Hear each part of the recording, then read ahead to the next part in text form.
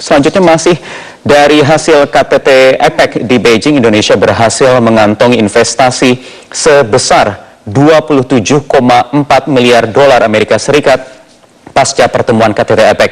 12 proyek infrastruktur diantaranya kereta cepat Jakarta-Surabaya sepanjang 800 km serta pembangkit listrik kapasitas 6.000 MW di Kalimantan yang segera direalisasikan.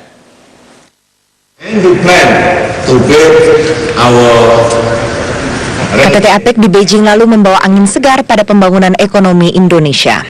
Pemerintah melalui Kamar Dagang dan Industri Kadin berhasil menggiring investor Tiongkok untuk membiayai 12 proyek pertambangan, energi, dan infrastruktur. 3 investasi yang terbesar diantaranya pembangkit listrik berkapasitas 6.080 MW di Kalimantan Utara senilai 17,8 miliar dolar. Proyek ini nantinya dapat memenuhi kebutuhan listrik di seluruh pulau Kalimantan. Proyek galangan kapal dengan kapasitas produksi 500 unit kapal besar dalam 5 tahun sebesar 5,15 miliar dolar AS.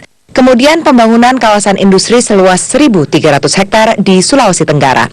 Kawasan tersebut nantinya akan memiliki pembangkit listrik untuk memenuhi kebutuhan 10 smelter nikel serta dilengkapi pelabuhan berkapasitas 50.000 metrik ton. Proyek lain yang berhasil didanai antara lain pembangunan jalur kereta cepat Jakarta-Surabaya sepanjang 800 km. Namun seluruh investasi ini tidak akan ada artinya jika pemerintah tidak bereaksi cepat. Gitu. Artinya birokrasi ini perlu diselesaikan, terus kami mensupport mengenai perlunya izin BKPM 1 atap gitu ya. Jadi jangan terlalu dipersulit gitu. Dan Pak Jokowi sudah menjamin kepada pengusaha-pengusaha Tiongkok, apabila Anda dipersulit aparat saya di bawah, maka Anda akan bisa menelpon kepada saya. Untuk mendukung percepatan proyek, Kadin juga membuka Des Percepatan Investasi Indonesia-Tiongkok untuk mempermudah dan mempercepat jalur investasi Tiongkok. Tiongkok merupakan mitra dagang terbesar Indonesia selain Korea Selatan dan Jepang. Tim Liputan, Metro TV. Berkembangnya pengaruh negara Islam Irak dan Suriah atau ISIS menjadi salah satu topik utama dalam pertemuan KTT ASEAN di Myanmar. Presiden Joko Widodo menegaskan Indonesia akan menggunakan diplomasi dalam menangkal menyebarnya pengaruh ISIS di tanah air.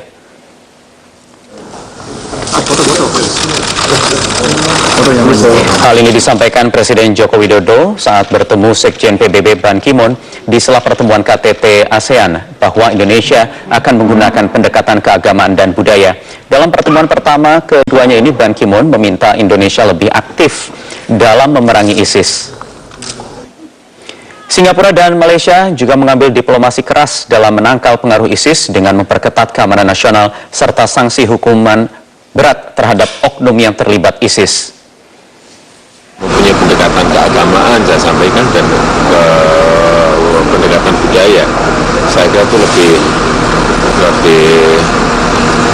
mempunyai dampak yang jelas. Karena kalau kekerasan, dilawan kekerasan, dia akan menimbulkan